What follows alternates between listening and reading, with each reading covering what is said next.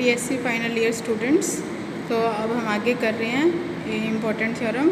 Late V be a finite dimensional inner product space and W be the subspace of V, then V is equal to W direct sum W complement या W orthogonal बोलते हैं। और second part है इसका, double orthogonal लेंगे तो equal to W हो जाएगा। इसका प्रूफ देखो कैसे लेते हैं। Since W is the subspace of the finite dimensional inner product space V, तो W is also a finite dimensional inner product space, क्योंकि इनर प्रोडक्ट स्पेस का ही सबसेट है, सब स्पेस है, तो ये भी finite dimensional inner product space ही होगा। तो dimension of W is equal to M, then there exist orthonormal basis. और अगर इसकी डायमेंशन एम है, फाइनाइट डायमेंशनल है, तो भी पीछे किया है, finite dimensional inner product space has orthonormal basis. अभी हमने पीछे थ्योरम किया ग्राम स्मिथ ऑर्थोगोनलाइजेशन प्रोसेस, जिसको बोला हमने, स्टेटमेंट क्या थी, every finite dimensional inner product space has orthonormal basis. तो यहाँ पर क्या है, W finite dimensional inner product space है, क्योंकि डब्ल्यू की डायमेंशन एम ली है हमने, तो इसका मतलब यहाँ पर ऑर्थोनॉर्मल बेसिस एग्जिस्ट करेंगे, जो कि हमने लिया है u1 u2 up to um orthonormal है, तो इसलिए ये प्रॉपर्टी सेटिस्फाई करेंगे। ये ui uj is equal to 1 if i is equal to j और it is equal to 0 if i is not equal to j। तो dimension of v is equal to n, let dimension of v is equal to n, और v की dimension तो n है ना, तो इसमें जो ऑर्थोनॉर्मल बेसिस होंगे वो कैसे होंगे, u1 u2 up to um, ये m के ले लिए, और बाकी इसके अलावा जो होंगे वो कैसे होंगे, um+1 से स्टार्ट होंगे, un तक होंगे। तो इसके बाद अब ये जो बाकी बचे हैं ये वाले, ये किस से बिलोंग करेंगे, ये w कॉम्प्लीमेंट से बिलोंग करेंगे।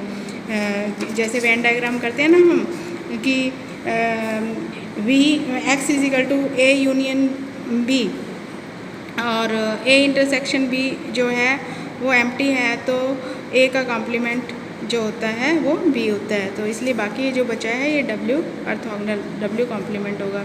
Late v belongs to v be arbitrary, एक एलिमेंट उठाया, then there exist scalars a1 a2 up to an such that v क्या होगा, linear combination of i goes from 1 to n ai ui, और v को आप अब separate कर सकते हैं m और m+1 से n तक, ये इस तरह से आपने सेपरेट कर लिया, i goes from 1 to m और m+1 से n तक। तो ये क्या हो गया, v is equal to u plus w हो गया। ये जो u है फर्स्ट वो w से बिलोंग करेगा, और जो सेकंड w है वो किस से बिलोंग करेगा, w कॉम्प्लीमेंट से बिलोंग करेगा, देखो यहाँ पर।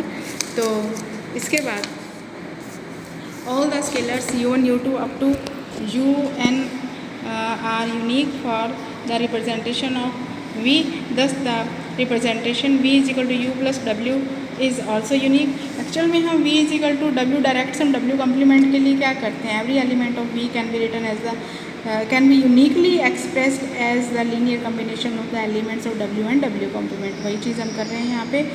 तो v को हमने सम ऑफ प्रूव कर दिया, v is the sum of w plus w complement. और दूसरी बात, अगर हम इसका इंटरसेक्शन 0 कर देंगे तो ये डायरेक्ट सम हो जाएगा, x belongs to w intersection w complement, x belongs to w and x belongs to w complement. इसका मतलब क्या हो गया, inner product of x inner product of x is equal to 0, x is equal to 0, इसका मतलब ये क्या है, ये 0 हो गई इनकी इंटरसेक्शन। और अगर इनकी इंटरसेक्शन 0 है तो इसका मतलब V can be written as the w direct sum w complement. और अब आप क्या करेंगे, यहाँ पर w कॉम्प्लीमेंट भी इसका सब स्पेस है, तो हमने w को रिप्लेस कर दिया w कॉम्प्लीमेंट से, v is equal to w की जगह w कॉम्प्लीमेंट का डबल w कॉम्प्लीमेंट हो जाएगा।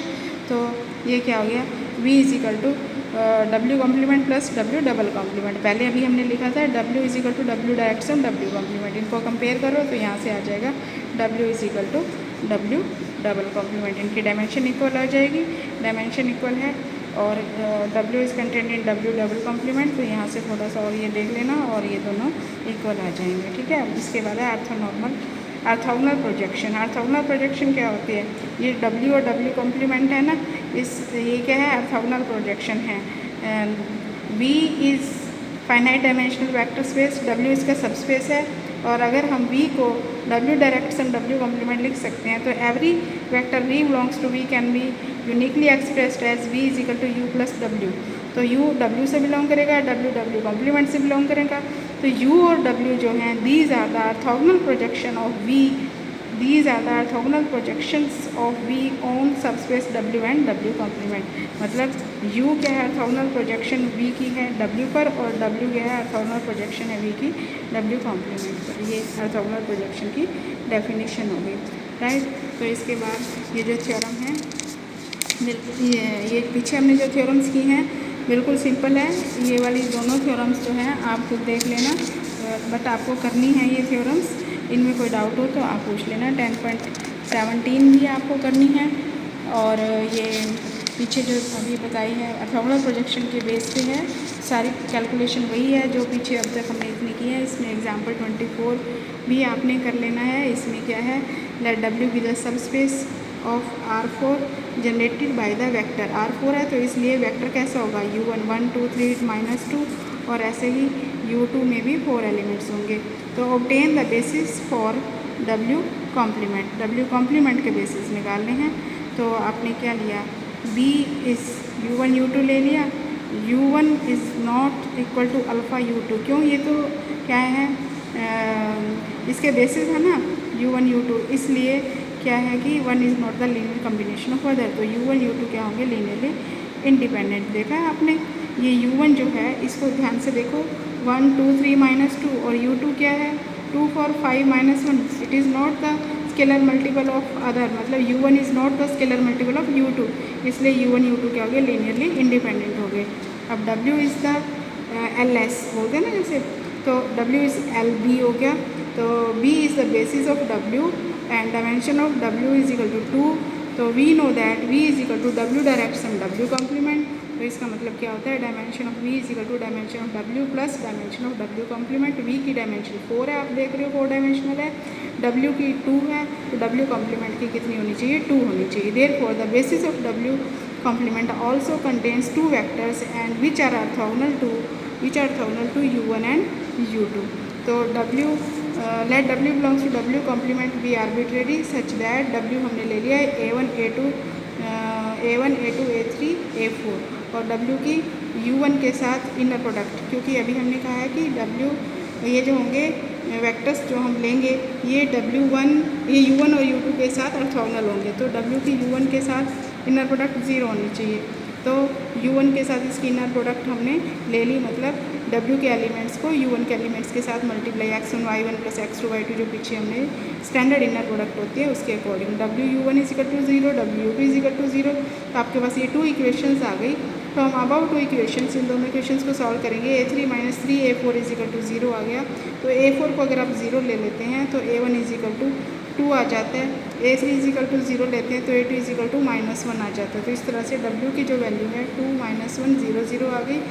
और अगेन A4 ये आपने अपनी तरफ से वैल्यूज़ लिए हैं, A4 1 और A1 0 ले लेते हैं, क्योंकि अपने पास क्या है 2 इक्वेशंस हैं, वेरिएबल्स 4 हैं, तो इसलिए हमने अपनी तरफ से वैल्यूज़ लेकर ही 2 वैल्यूज़ अपनी तरफ से लेकर हमने इनको सॉल्व करना है। तो इस तरह से W आपके पास ये आ गया यहाँ पर 0 - 7/2 3 1। तो B डैश आपके पास जो आ गया ये 2 एलिमेंट्स आ गए आपके पास B डैश में, एक ऊपर निकाला है, एक ये दूसरा। तो 2 एलिमेंट्स होंगे। Is a set consisting of vectors which are orthogonal to U1 and U2। ये जो है ये U1 और U2 पे ऑर्थोगोनल हैं, तो इसलिए यही ऑर्थोनॉर्मल बेसिस होंगे इसके W कॉम्प्लीमेंट के। यही आपको निकालना था। Okay, this completes the chapter 10।